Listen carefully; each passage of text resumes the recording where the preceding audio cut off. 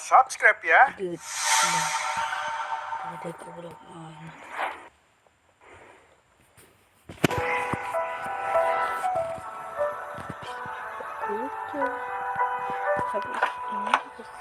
Selamat siang, Mister.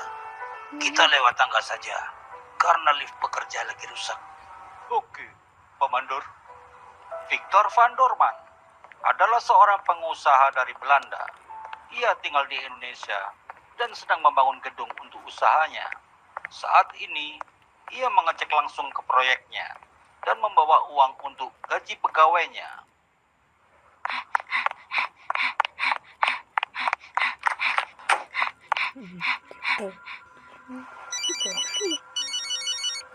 Helen?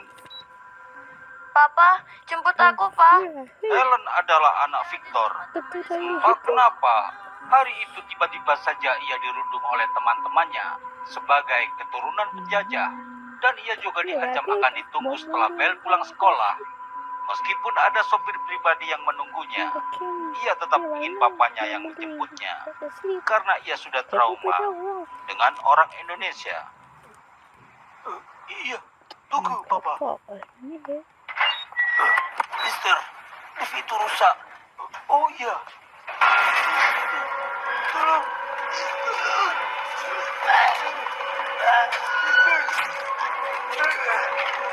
Jadi gepeng. Gepeng.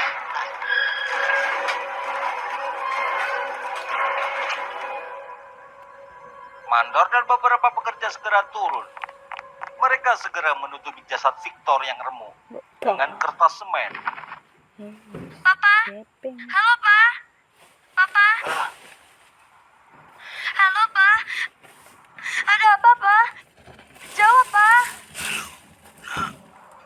Ini teman papamu. Helen tidak menyangka hari itu ia mengalami begitu banyak masalah. Hah? Rupanya kamu sembunyi di sini. Jangan. Dasar anak penjajah. Ayo kita pukuli dia untuk membalas pejuang kita. Tidak, jangan. Halo nak, kamu tidak apa-apa? Oh, Helen, di mana HP-ku? Halo? Oh, Tidak, jangan. Helen, Papa segera ke sana nak. Karena terakhir kali ia hidup terfokus pada anaknya, maka alat yang ia gunakan untuk menghubungi anaknya termanifestasi dalam dunia arwah. Halo?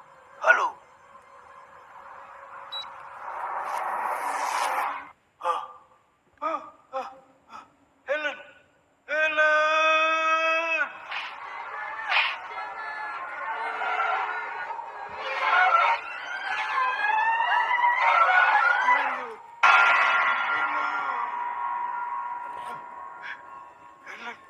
Di mana kamu nak? Hantu Victor tidak menyadari bahwa ia terlambat 1 tahun ke toilet itu. Itu karena ia adalah arwah baru yang masih belum tahu seluk-beluk alam barunya. Apalagi yang ada di pikirannya hanyalah anaknya. Bahkan jika benang sinyal ke HP anaknya tidak putus, ia pun belum tentu bisa segera menemukan arahnya. Aku akan menunggumu di sini, nak.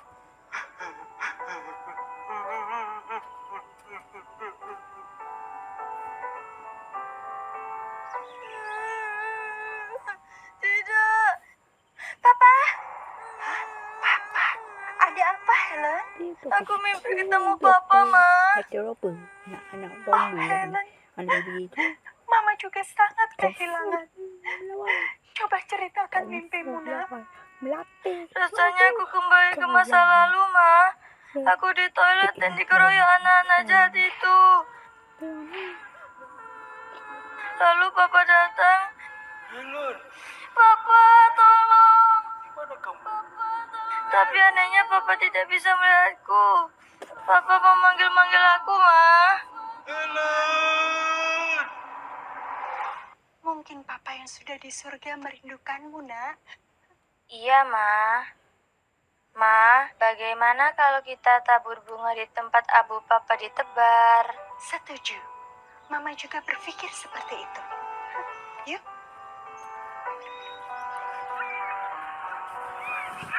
Ngajak yang dulu. Lagi sebelahnya. Hantu Victor belum menyadari bahwa setahun lalu, setelah ia meninggal, jasadnya dikremasi dan keluarganya dipulangkan ke negara asalnya. Abu dari jasadnya kemudian ditabur ke laut. Apa? Boleh apa saya itu lagi.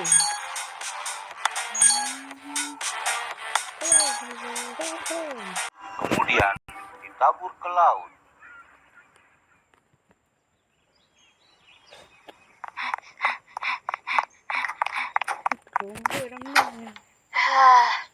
Lega. Halo. Hah? Siapa itu? Kau bukan Helen. Hantu! Setan!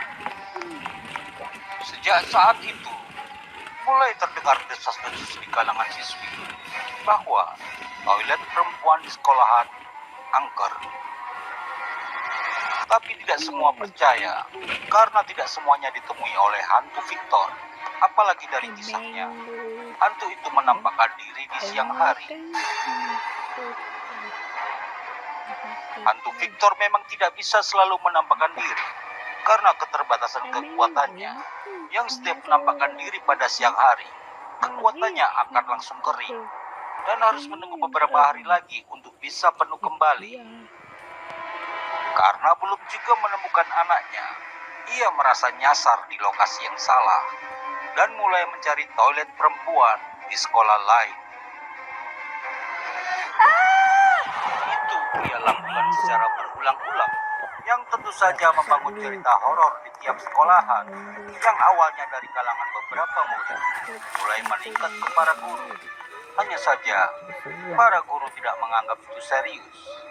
Beberapa murid yang pernah mengalami kejadian itu mulai enggan masuk sekolah, dan itu menjadi alasan ke orang tua mereka. Tapi ada juga yang masih mau masuk sekolah. Hanya saja, jika akan ke toilet, selalu minta diantar oleh teman-temannya. Wali murid yang anaknya ketakutan pun memprotes sekolahan karena tidak bertindak apa-apa. Dan rupanya, itu terjadi hampir bersamaan di sekolah-sekolah lain. Sehingga para jajaran guru dari semua sekolahan membuat pertemuan untuk masalah ini. Ada juga beberapa pihak sekolahan yang meminta bantuan orang pintar untuk mencari hantu Victor. Tapi seringkali terlambat dan tidak menemukannya karena keberadaannya yang selalu berpindah. Siang, Pak. Oh, Budi. Silakan. Ada berita apa di dunia pendidikan, Pak? Belum ada yang baru. Cuma laporan dari guru-guru. Ada cerita hantu bule yang menakuti siswi SD. Boleh tuh, Pak. Jangan konyol kau. Itu bukan berita pendidikan. Dimasukin rubrik mitos, boleh lah, Pak. Buat nambah isi koran nih. Ku ceritakan saja ya. Terserah mau kau masukkan koran atau enggak. Tapi jangan bilang ini dari saya. Tenang, Pak. Kami melindungi narasumber. Tulisan kisah hantu Victor itu pun muncul di surat kabar. Dari sana mulai banyak masuk surat dari pembaca yang mengaku bahwa anak mereka mengalami didatangi hantu bule itu. Si wartawan merasa itu adalah peluang. Ia pun menjadikan para pengirim surat pembaca itu sebagai narasumber. Kurang lapar mobil lainnya.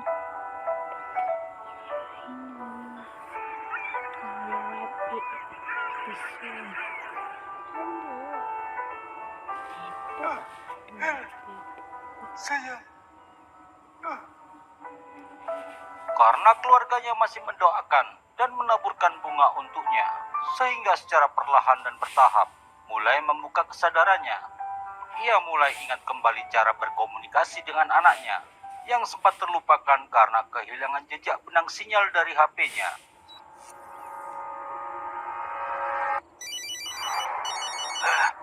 Duh, siapa ini malam-malam nelpon? Nomor apa ini? Tiba-tiba mandor seperti terkoneksi pada masa lalu. Ini juga berdampak pada hantu Victor yang mulai membuka kembali tentang sosok mandor. Mister Mandor, di mana Helen?